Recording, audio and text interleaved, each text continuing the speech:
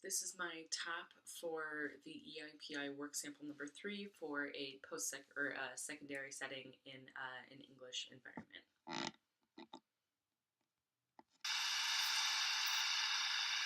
A little bit harder to get rid of the discrimination, and that's what we're going to start talking about today. The civil rights movement was not just about ending segregation, it was also about trying to end discrimination, something that's a little deeper inside and takes a little bit more effort to get rid of.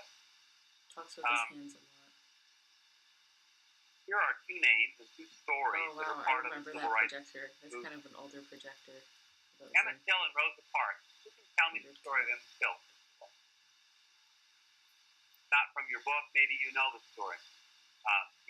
It's interesting that there's several was a young man who's actually visiting relatives, I believe, from Chicago. His voice is kind of hard to hear. And talks about having it just seems a little bit muffled. Friends didn't believe him in Mississippi. That sort of thing happened. And so he spoke to a white woman.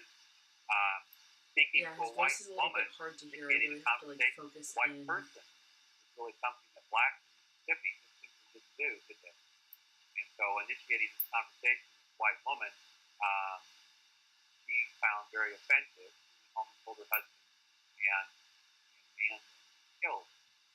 He even confessed. The shirt is also very distracting.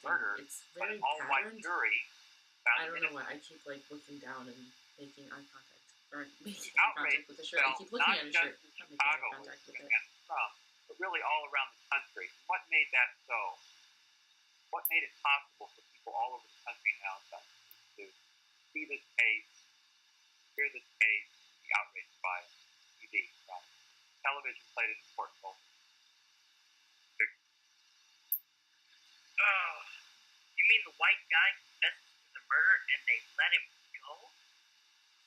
There was no doubt in the minds of anyone probably in the country, but it's really interesting. It's been very typically the case that if the trial, almost incredulous sound in the student's voice, like that an all-white jury and they let him go. It's like, yeah, we live in America. Guilty of black. Sounds terrible, but that dragging murder a while back. Similar. Reaction was similar too. Great outrage. Outrage not only among black communities, but north and other parts of the country. Mississippi, they sort of expect. It's really difficult to hear. But outside of Mississippi, many parts of the country, many whites were outraged too. But a person for some reason, he uses the term whites and blacks, and even though he's talking about the story of Rosa Parks. Social justice, kind of. Not really social justice, but he's talking about social studies and racial discrimination. The phrases whites and blacks seems a member of the NAACP. She had previously exclusionary. I don't know. I guess I get a weird feeling when I hear that term. And on this date, decided to try again. The NAACP, of course, is always looking for legal action, always looking for ways that they can fight against discrimination. And as a member of that, I think for legal action again. He refused to give up his seat for white passengers. He was arrested. And her arrest then brought about a boycott of the bus line in Montgomery. Montgomery bus boycott began with this incident. How successful was that bus boycott? How long did it last? This is the first time I've seen his facial expression the whole very successful. Most blacks did stay off the bus, and that was quite effective. Yeah, I don't know why. Just the word blacks instead of saying how they got around or black people, it just feels weird. For a lot of them, it was their only way to work. Taxis, of course, are expensive. A lot of them joined together in carpools. A lot of them walked if they could. There were certain churches that got their own buses and people around and tried to get them to work and so forth. But it was a little hard. I don't know. I mean, I think this is maybe just a time period difference. I mean, even though these videos aren't crazy old, but I automatically am thinking it's a white dude talking about racial discrimination. By white business. Why don't they have at least like a guest What speaker happened to the or organizers of the bus a boycott? person of color talking They about were racial arrested, discrimination? right? They were arrested. How was it settled, by the way? It was settled when the bus company finally gave in and said, we're going to let them sit wherever they want. Because the bus line had lost so much money. And this came even before the Supreme Court ruled that segregation on buses was illegal. Now, the ruling against segregation on buses did not apply to city buses. Why? Oh, that's interesting. I didn't know that. Why can the federal government, in this case, the federal government, Was it the Interstate Commerce Commission? the Interstate Commerce Commission regulates trade Across the state line, right? across state lines. So initially, it only affected buses that went across That's state actually really lines. interesting. I Later, didn't know that. they found other ways. There are always ways, other ways to get at those buses. They could say things like, well, the bus is manufactured outside of the state, brought into the state, therefore, it can be controlled or they use gasoline that's made outside of the state or refined outside of the state, therefore, that gasoline. Yeah, he's continuing to use his hands as he talks Found ways. a lot to show like this thing 1957, over here and as this we thing move over forward here a here. little bit. Very, very visual speaker. 1957 was the Little Rock, Arkansas school situation. What was that situation in Little Rock? First integration of a high school. Central High School was going to be integrated to a very small degree, by the way. Only 9 students were going to, black students were going to attend an all-white school. That was the first step in integration in Little Rock. They had a plan, it was a multi-year plan to integrate their school, and it was going to start with these 9 students. Didn't President Truman intervene? It was like, yeah, the governor refused. It's so He funny. will not allow I this vaguely remember in learning about this Arkansas. stuff in He high school. refused It's like to all such an coming back to extent me. that in the next year he even did what? 1958. The Little Rock School. I don't know what Closed happened down, in right? 1958. Closed it down. And of course, he was found in camps and so forth and so forth. But Oh, that makes sense. Okay, I was looking at the screen and the bottom of it was blurred, and I was like, why is it blurred? I can see the student with the cochlear implant and the person who was being blurred out is the interpreter.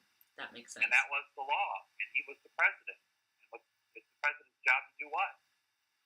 To enforce the law. So he really It's so felt funny, you can kind of see them kind of in interpreting. the middle. And in the end, of course, being the general that he was, the leader that he was, he decided that he had to enforce this law. He was the president's job. And so he sent his troops. He did so only after several weeks.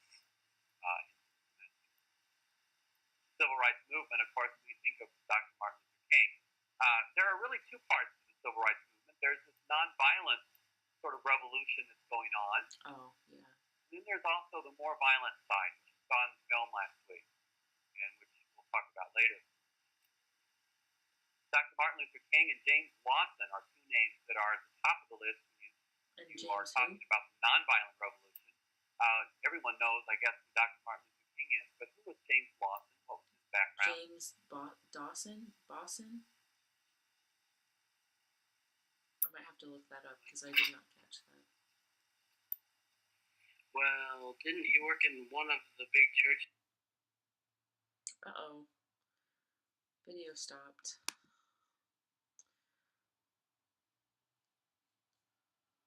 Are you... I think it's... In the South? There we go. He was some kind of religious leader. I'm not exactly sure what else he did. Well, he was a minister, just like The Dr. audio Martin became a lot Luther King. clearer now. He's also a missionary. Where had he done his missionary work? In India. In India, It's funny, right. the students' voices are a lot clearer than the professors' And in voices. India, of course, he had opportunity.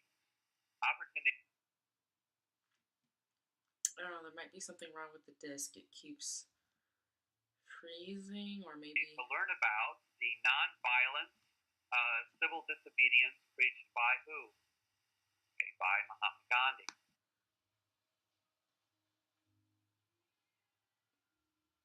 And Gandhi, of course, is his audio story is a about lot Gandhi. clearer. Gandhi was an Indian who lived in South Africa under apartheid and developed these ideas of civil disobedience, of nonviolent revolution, and then took those ideas with him from South Africa to India and really led the struggle against the British for independence. Okay, this is bizarre. It keeps pausing. Maybe if I rewind it and developed these ideas of civil disobedience, of nonviolent revolution, and then took those ideas with him from South Africa to India and really led the struggle against the British for independence of India. And so James Lawson takes those ideas and reads about back home, it's not bus boycott, it's like marches, so forth India, that's going on. He decides to bring that nonviolent civil disobedience message back to his country to help in the civil rights struggle. So he comes back and becomes one of the leaders in this movement. I need to look up this by nonviolent revolution, we mean things like the marches, the speeches, the sit-ins, the freedom rides, boycotts, and so on. What were the freedom riders? Who were the freedom riders? Nobody in the class knows. They were people, blacks and whites, that rode around the country trying to make people aware of civil rights. They were trying to teach us about civil rights. Okay, usually blacks and whites together, people who rode on these buses across the South in integrated buses in defiance of the segregation order, trying to get their message out. Segregation was an evil thing. Also, sometimes along the way, they tried to sign up or register black voters. Oh, that's really cool. I don't know why I never knew that about the Freedom Riders, that they would ride around the country getting people registered to vote. That's actually really cool. I feel like we need that today because I know a lot of people who are still not registered. And also, it paused again. Super cool. It seems to have segregation was an evil thing. Also, sometimes along the way, they tried to sign up. Yeah, I think there might be slight damage to the DVD, or maybe just something wrong with the computer. I'm not sure. Register black voters.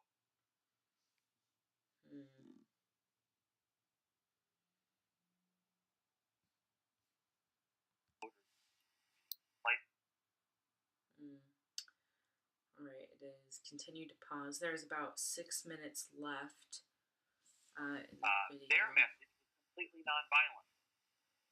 However, from time to time, of course, they were met with violence in many of the small towns across the South. Sometimes even they were dragged off the bus and beaten up and so on. Is that like the Black Panther movement? Cutting in and out. That was later. That was a different organization. So all of this is part of the nonviolent revolution. And it really is this nonviolent revolution that gets people interested, I think, more and more interested in what was going on in the South, because there's nothing at all violent about what was happening, so people couldn't feel threatened by it. And so a lot more whites, I think, in the North became sympathetic with the cause of civil rights because they saw that it was taking this nonviolent kind of approach. The book talks about the causes of the civil rights movement. There's a cause and effect chart in your book. Here are the 5 causes they give. Factors contributing to the civil rights movement. One of them, they say, is black urbanization. When did that black urbanization occur? When did blacks in large numbers move into the cities? Just before the civil rights movement. When would there have been a big exodus of blacks from the countryside into the city to work, to find jobs? 60s? Before that. 50s? Before that. Well, what did you say, Tony? World War II. Yeah, really during the war, right? When they needed lots of workers during the war and after the war. Large numbers of blacks military or because they were needed in the factory, had gone to live in the city. So you do That's have really interesting. large black communities emerging in most northern cities, wherever there were factories, had large black. Why would living in cities make them more likely to begin this revolution? They're all together? Very good. Yeah, they're in closer quarters. There was strength in numbers, right? And while they were dispersed across the countryside in the south, far from one another, they didn't have the power or the strength or the unity that they had once they were brought together in these large communities in the north. So black urbanization is certainly one reason. A second factor is the black churches. Most of the leaders in the civil rights movement were what? Were pastors, ministers, right? Most of them were the leaders in the church as well. And in the black churches, you had not just religion being taught, but you also had political messages being given, and word being spread from one community to another about what was going on. Yeah, that's so true. There was a way of getting the message out. More than just getting out the gospel, they were getting out the message about this whole movement of civil rights. The Supreme Court, of course, is a factor. If there hadn't been those early decisions ending segregation, movement forward probably would have been delayed. The 1950s, the Supreme Court was going to outlaw segregation in just about every area. And in so doing, it kind of got the ball rolling. The Constitution, your book calls it the Constitution. The Constitution had always been there. The Constitution was there back in slavery days, wasn't it? But only when the Supreme Court started interpreting the Constitution in a different way did things start to make progress, did things start to move forward. And then TV. What role does TV play here? I think TV definitely plays a It big shows role. what it's all about. What people needed to see this. Yeah, many, I think, of the white people in the North who weren't aware of what was happening in Mississippi, who weren't aware maybe of what was even happening in their own black communities, in their own cities. Many of them needed to see that there was a disparity between white civil rights and black civil rights. They hadn't seen that. They hadn't been aware of it before. It hadn't really been pointed out to them. And now they were seeing it firsthand on television. So TV plays an important role, I think. And there is the African independence movement. All over Africa, nations are becoming independent. People are getting their freedom and are ruling their own countries. And I guess the idea is if they can rule their own country in Africa, they should at least be able to vote in this country. So there was that feeling that there was a great disparity there.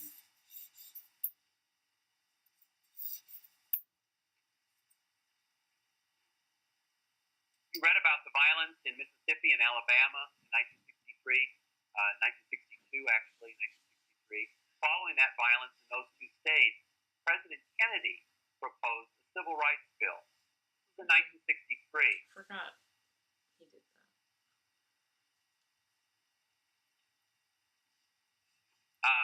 The Kennedy proposal was really the same civil rights bill that will get passed the next year. Who do you suppose blocked the Civil Rights Bill in 1963? Congress. Congress. What part of Congress? What element in Congress do you think blocked it? The Southern Senators? I'm still not. Okay, he said lobbied against Southern it. Senators. Okay. Many of the Southern senators who were very powerful men on committees and so forth in the House and in the Senate, those Southern House and Senate members. Southern Manifesto. Very good. Southern Manifesto. Remember that. That was in your turn. All where of they these said the students federal government didn't have the right quick with it. to tell the states what to do. But those Southern congressmen, both in the House and in the Senate, were really very powerful. Mostly they were Democrats. Mostly they were the same party as Kennedy. And they were really the ones who, more than anything, blocked this legislation. All right. That is it for my tap for the EIPA work sample number 3.